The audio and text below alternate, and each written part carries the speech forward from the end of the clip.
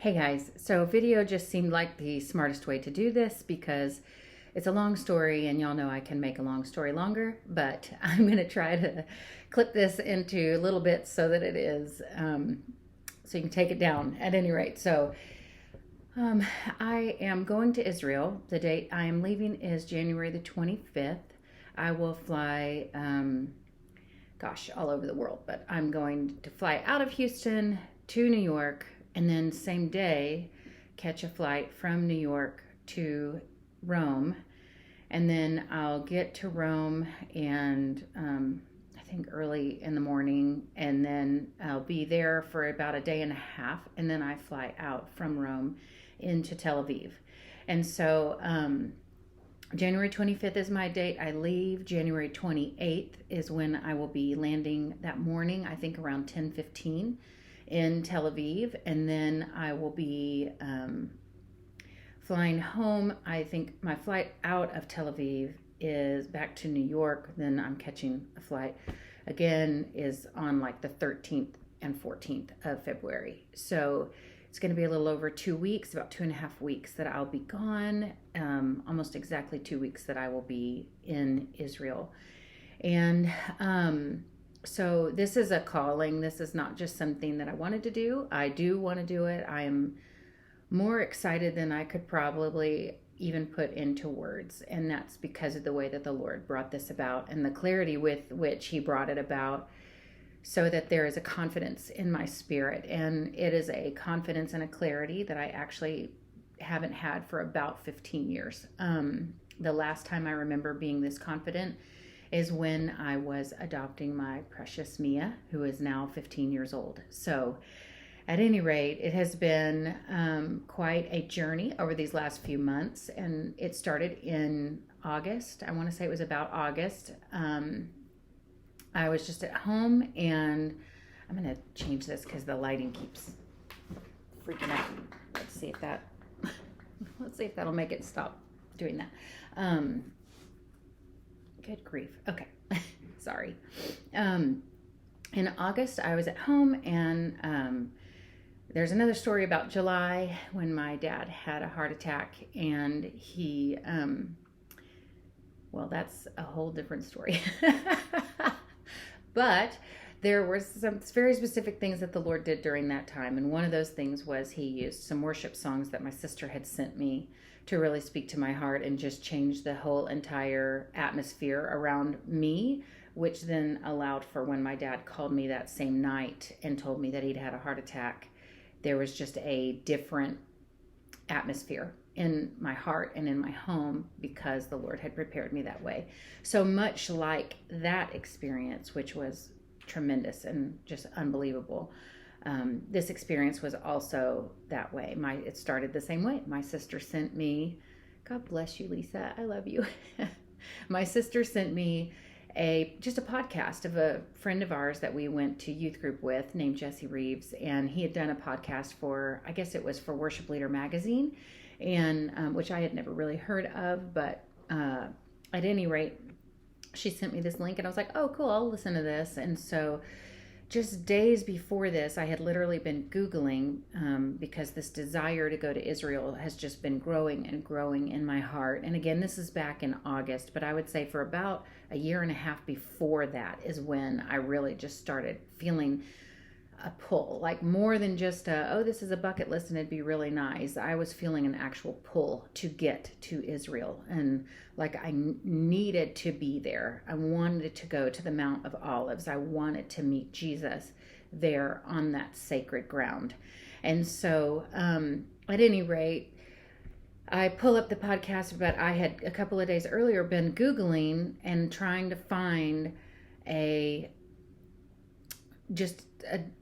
Jewish person, so a person of Jewish descent, but that also loved Christ, because I needed somebody in Israel that knows Israel and knows all of the Hebrew traditions, all of the Israelite promises, but who acknowledges that Christ is the Messiah. And so, I don't know how I thought I was going to find that by Googling it, but I did. So at any rate, I did not find anything, and I just kind of laughed at myself, and it's fine, but the point of me even sharing that goofy story is that just a few days before my sister sends me this, it had been so deep in my heart that I was literally trying to Google it to get there. And so at any rate, she sends me this link and I go and I click on it. And when I click on the link, it says Worship Through Israel. And that's just kind of the very first thing, I guess, is more of an ad before the podcast. And it just grabbed a hold of my soul. Like it was more than just oh wow, how cool. It was, this is it. My spirit knew this is it. This is the thing that God has been putting in my heart. And so before, I didn't see any dates.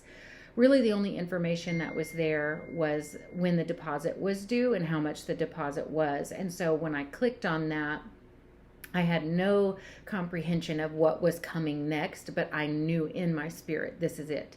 This is what the Lord has put before me. And so I just registered. I didn't wait. I just registered because, again, my spirit was giving witness to the fact that this is what God had. And so I signed up, and then after I signed up, I got an email with all of the information about the trip, and it had an itinerary. And so I start looking at the itinerary and just kind of I'm looking for dates because I want to know, when is this? And so this was back, I think August or September. I literally just can't remember exactly when, but it was August or September. And so I click on that, I sign up, and then I get the information email. And in the information email, I'm just reading, and it's like, okay, January the 31st, we'll be flying into Tel Aviv, and then February 1st, we'll start on the journey. And as I started reading, it was not hitting me the significance of the dates because I didn't see like an beginning and end date.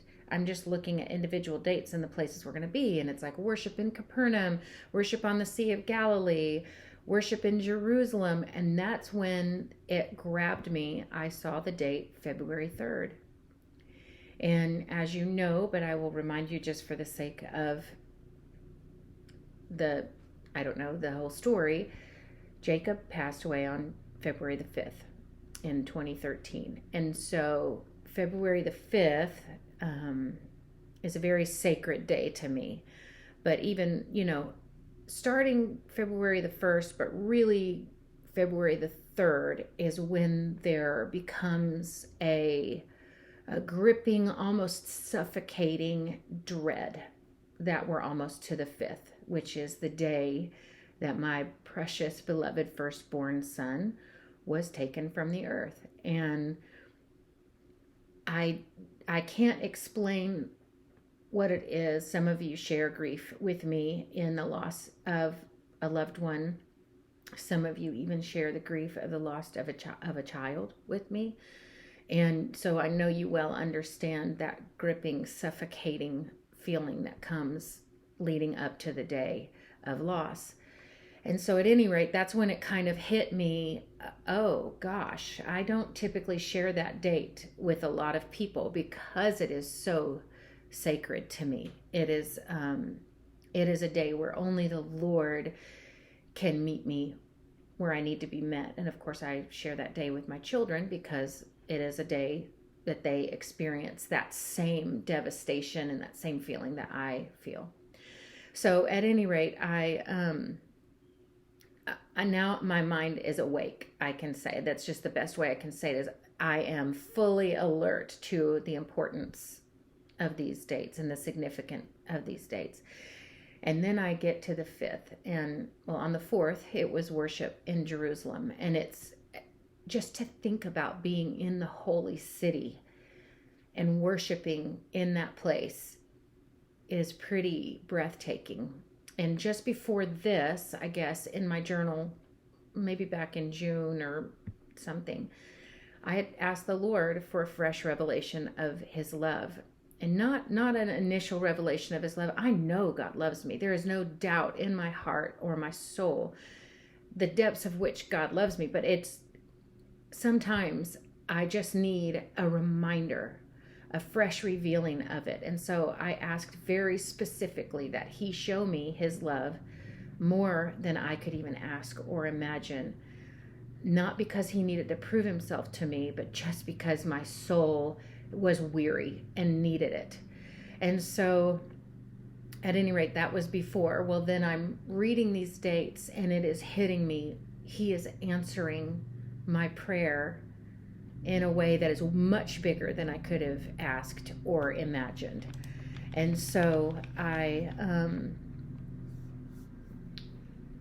sorry, I'm having some technical difficulties. I don't know what's going on with my computer. Hopefully it's not affecting anything else. But so I get to February the 5th, and I see that we are supposed to worship at the Garden of Gethsemane. And I know I probably don't need to belabor that much, but that's the place of Christ's suffering, where he suffered so much that he was literally sweating drops of blood. And it was a night that he went before the Father and asked 3 times that the cup could pass from him, but if not, that God's will would be done. And so I know he suffered on the way to the cross, and I know he suffered abuse that I can't even imagine. But to me, knowing that his Father would have to turn his face away would be harder than any physical beating or abuse that he endured, because they'd never been separated.